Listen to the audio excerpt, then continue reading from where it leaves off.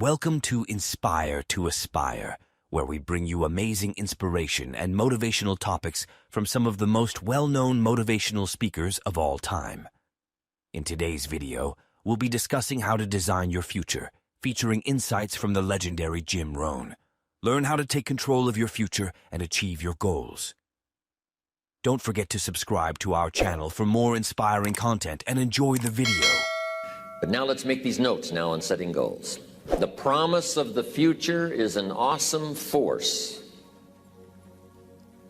We look back for experience, but we have to look forward now for inspiration. And what gives us inspiration to get up in the morning and do our job, learn skills, develop all that we can possibly be, is the promise of the future.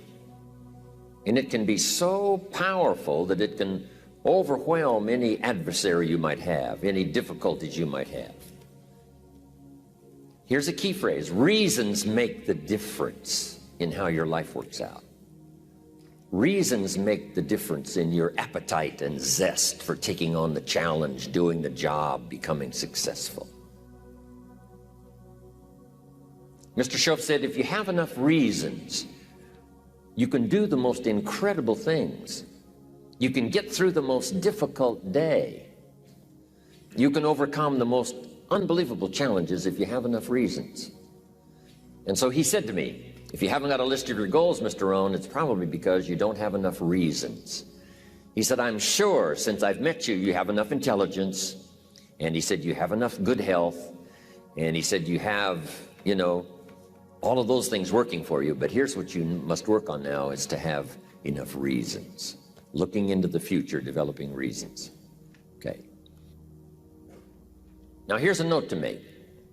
It's important to make sure that the greatest pull on your life is the pull of the future. Some people let the past pull them back. The past can be like gravity if you let it to pull you back. Some people live in the past. They live in the darkness of the past. They live in the mistakes of the past. They live in the discouragement of the past. They didn't make it, and that affects them for the rest of their life, living in the past. So we don't want the past to pull us back, to live in the past. So make this note: dreams and goals can become magnets. Dreams and goals can become magnets. And the stronger the goal, the higher the purpose, the more powerful the objective, the stronger this magnet is that pulls you that direction. Now, not only does your goals and your objectives pull you that direction, here's what they also do. They pull you through. They pull you through all kinds of down days. They pull you through a difficult time. It'll pull you through some winter of your life. Some people get lost in the confusion of the day simply because their goal is not bright enough to pull them through. Next, it's goals that drive us to take advantage of the spring. Why would the farmer put the plow in the ground in the spring if he couldn't see the vision of the harvest when the summer is finished? Is it possible to see the finished harvest? And the answer is yes. We do that simply by faith. Key phrase: faith is the ability to see things that don't yet exist. So here's what we want to do in our goal-setting session, is to start looking into the future of what you would like to accomplish and where you would like to go, the person you would like to be, and see if you can't get a better picture of the finished objective. See yourself there. See yourself in possession of. For your dreams to greatly influence you, for the future to pull you, your future must be well planned. There are two ways to face the future. One is with apprehension, the other with anticipation. Guess how many people face the future with apprehension? Why? They don't have it well designed. And without really thinking about it, they have probably bought someone else's view of how to live. You will face the future with anticipation when you have planned a future you can get excited about, when you have designed your future results in advance. In this way, the future will capture your imagination. It will exert an enormous influence on you. And to design your future, you must have goals. Well-defined goals are like a magnet. They pull you in their direction. And the better you have defined them, the better you have described them, the harder you work on them, the stronger they pull. And they pull you through all kinds of difficulties, too. Without goals, it is easy to let life deteriorate to the point where you're just making a living. It is not difficult to get trapped by economic necessity and settle for existence rather than substance. We all have a choice. We can either make a living or design a life. Now, we're going to take some time to actually start designing the next 10 years of your life. We're going to start setting your goals. Goal setting is one of the most important skills to develop if you want to design your future. I'm going to give you enough homework not only to keep you busy for the rest of your life, but also to help you create the kind of life you may have always dreamed about living, but never believed possible. So let's get on with it. The sooner you exert the discipline, the sooner you will be enjoying the results. Once the results start to come, believe me, you won't mind the hard work and discipline it's going to take. Now, get a sheet of paper, and at the top of it, write the words, long-range goals. I'm going to ask you some questions, and I want you to jot down the answers. If you don't have paper and pen handy, follow along with me now anyway, just listening. Then later, listen again when you can write down your ideas.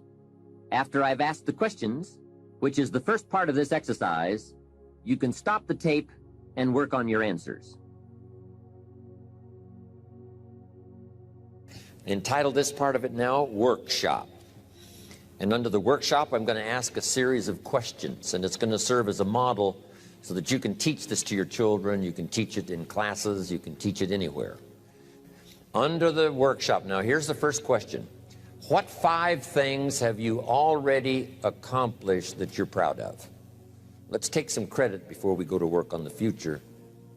We've accomplished some things in the past. Let's give ourselves credit for that. What 5 things have you already accomplished that you're proud of?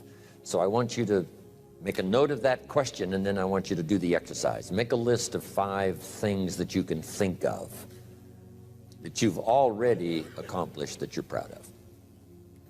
Next question. What do you want in the next 10 years? I want you to make a list of at least 50 items. Now, this is not what you think you can get. This is what you want. If everything fell into place and you could have anything you wanted in the next 10 years, what would that list be? Not something you think you can earn, not something you think you can buy, not something you think you can, finally be so successful you can get. This is what would really do it for you the next 10 years. I want you to make this list. And here's the deal now. I want you to put each item one under the other. Not side by side, but one under the other. Just let your dreams, run free here. Not what you think you can get, but what you want. If everything fell into place and you could have whatever you wanted the next 10 years, what would that be? Little things, major things, insignificant things, doesn't matter. Just make the list. To help you get started with your list, consider these questions. What do I want to do? What do I want to see? What do I want to be? What do I want to have? Where do I want to go? And what would I like to share? Now, with these thought starter questions in mind, answer the basic question. What do I want within the next 1 to 10 years? See how many things you can write down. At this point, don't take the time to describe in detail everything you want. This is the time for you to let your thoughts pour, to write fast and to abbreviate. Make the list as long as you possibly can. Try to write down at least 50 items, 50 things you want within the next 1 to 10 years. These are long-range goals. Spend about 12 to 15 minutes on this. The key is to put everything on your list. Now, the key is to take it out of your head and put it on paper. You can dream about what you want, but when you start committing it to paper, now it more formalizes. Information now starts to make a composite of an idea.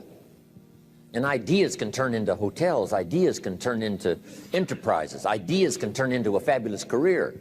We need the information. We need the stimulation. What experiences would you like to have in the next 10 years? Parachute out of an airplane, star in a movie, start a new family, learn to play a musical instrument, try a new sport. What do you want for your children? That's a whole list in itself. Education, places you want to take them. Some changes you'd like to make, some habits you'd like to drop, some new ones you'd like to acquire. You might make a list of the people you want to meet over the next 10 years. Benevolence goals.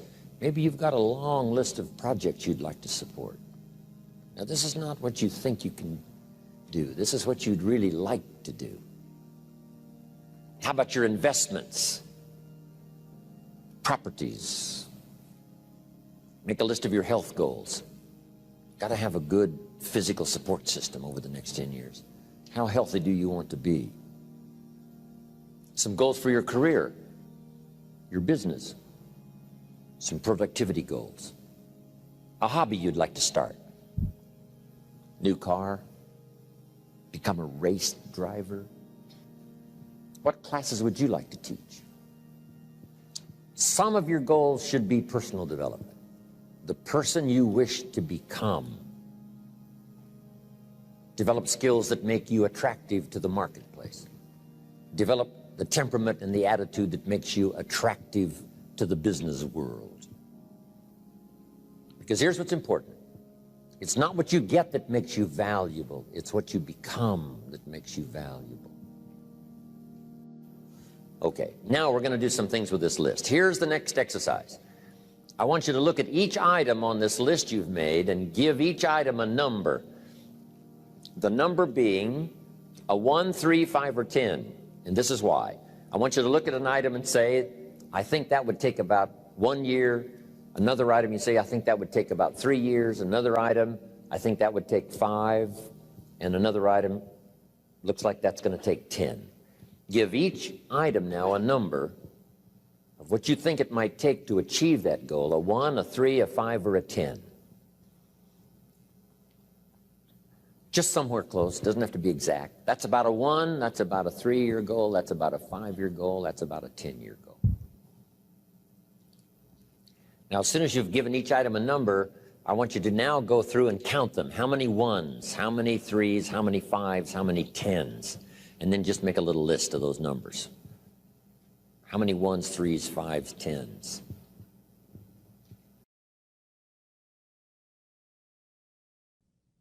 When you're finished entering your time frames, there should be a fairly balanced distribution of all your goals.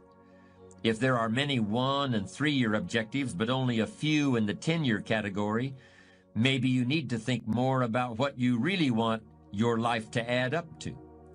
What kind of life you really want to build over the long run. But if there's a preponderance of 10-year goals, and relatively few of the shorter-term variety, this may be an indication that you're putting things off, that you're focused too much on where you'll be at the end of the day and not enough on what you can accomplish right now. Keep working on your list, adding and subtracting goals with various time frames until you've created a more or less even distribution. Now comes the really challenging and interesting part. So far, you've just been adding things to the list, but now it's time to start making some selections. Now you're going to start asking yourself, what's really important compared to what might just be sort of fun? Choose 4 goals from each of the 4 time frames, 1 year, 3 year, 5 year, and 10 year. Now you have 16 separate goals. So far, you've only referred to them in shorthand fashion. But now you're going to start seeing them very, very clearly in your mind's eye. You're going to see each goal just as if it were being realized this very minute. And you're going to write down a detailed description of exactly what you see. Do you intend to open a handmade furniture store in 3 years? What will the store look like from the street out front? Will there be gold leaf lettering on the windows? Or will there be a sign hanging over the door instead? How many square feet will the store contain? Will there be a showroom area for the furniture in front and a workspace in back? Or will the furniture be built at a different location? Do you intend to have any employees, or will you run the business entirely by yourself? Think of all the questions that need to be answered in order to see your goal with absolute clarity. And then write the information down in a notebook or on a piece of paper.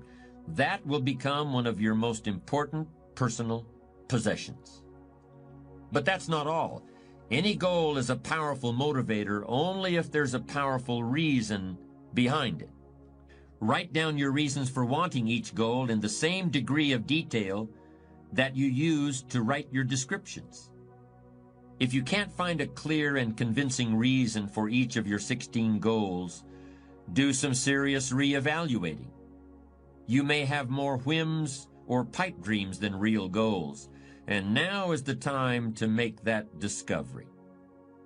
Keep working on your list until you have 16 clearly envisioned, strongly motivating, long-term goals.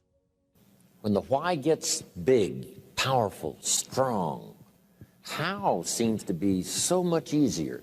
Without a strong enough why, the how seems to be too difficult almost to accomplish. Say, how do you manage your time? Hey, if you had strong and powerful enough goals, you'd figure out how to manage your time. You'd get a book on the subject. You know, you'd do something to manage your time if it was worth it. If it's not worth it, you know, why would you bother studying the art of managing your time if it really doesn't matter? But if it really mattered in the accomplishment of your goals and why you wish to accomplish them, see, you can do anything.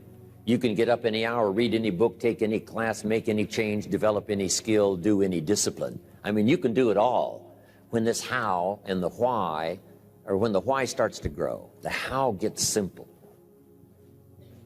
Maybe one of your goals was to have $1 million home on the hill overlooking Snake River Valley. Okay, that'd be a good goal, $1 million home. Here's the next question. What for? What for? I mean, a house is a house is a house with bricks and wood and walls and roof. The key, yes, $1 million home, that'd be wonderful, but what for? So now jot this down. Purpose is stronger than object. The object would be the house, and that'll pull. That's a worthy goal to go for, the object of the house. But here's a stronger goal, the purpose for the $1 million home. So if you got that line, it's one of my best for the whole day. Purpose is stronger than object. It's okay to have plenty of objects to go for on your goal list. But always keep asking yourself the question, and sometimes it's good to just write it out. Here's why I want this money. Here's why I want this place. Here's why. And you start developing those reasons. And I'm telling you now, this starts to become incredibly powerful. Okay. Now, here's the next exercise. I want you to look now at the whole list that you've written and the exercises we've done. Now I want you to answer this question. What kind of person must I become to achieve all I want? Now we've got two things working. What you become helps you to achieve, and what you achieve helps you to become. And the more you become, the more you can achieve, and the more you achieve, the more you can become. Who knows which affects the other the most? Your concept of the person you think you must become to achieve what you want. This is time for a little truth here. Maybe you need to become much wiser than you are at the moment. You need to become stronger. You need to have better health. Maybe you need a little coaching to really become the person I want to become. I'm going to have some coaching. Physical coaching, spiritual coaching, developing skills coaching. To be the influence you want to be, you got to build an incredible reputation. What kind of person must I be to attract all that I want in my life and the people that I want and the opportunities that I want? You may find that some of your goals you thought at first glance were important are not important after all. Do some reflecting, refining, and revising. The point is, right now, try to have approximately 4 1-year, 3-year, 5-year, and 10-year goals that you truly believe in, that inspire you, that you've sold yourself on. When these goals and the reasons you want to obtain them are each clearly described in a brief paragraph, transfer this information to a journal or some type of notebook that you can carry with you easily and refer to often. It's essential to set aside some time every week to review all of your goals, to rearrange them, redo them, restructure them, to add goals, or to tear up the whole list and start over. Goal setting is not something you do just once. It's a continual process. Also, you must constantly check your progress toward your goals. You don't want to fall too far behind on, or worse, lose sight of, your important goals. Now, just as important as your long-range goals are your short-range goals. Your goals for tomorrow, next week, next month, 6 months from now. These are goals you can accomplish within the next year, the immediate future. We call these goals confidence builders. When you work hard, burn the midnight oil, and accomplish these little things, it builds your confidence to go for your long-range goals. Write down in your notebook or journal all the little things you would like to have or accomplish in the next year. How you set up this list is up to you. You might want to break it down by week or by month. Set it up in whatever way works well for you. Part of the fun of having a list is being able to check off something as obtained or completed. Every week, try to check off at least one thing on your list of short-term goals. And when you are able to check off something major, something on your list of long-range goals, celebrate. Make winning joyful. Congratulate yourself. It is very important to celebrate progress. We grow from 2 experiences. One is the joy of winning, and the other is the pain of losing. Here's what that also means. Make losing painful. Put it on yourself. If you set something up, fooled around, didn't pull it off, put it on yourself. And get around people who will help in this area. Hey, don't join an easy crowd. Go where the expectations are high, where the pressure to perform is high. It's how we grow. Review what you've written at times, and keep track of your progress toward these objectives. Above all, persevere. Goal setting is a very important first step, but goal achievement is a continuous, lifelong process. That's what makes it so challenging. That's also why it's so extremely rewarding to finally attain your long-term goals. Thank you for listening. I hope this video has brought some brightness into your life and that you will shine like a star. For more incredible content, don't forget to subscribe to our channel. We will continue to upload and share information to help you grow.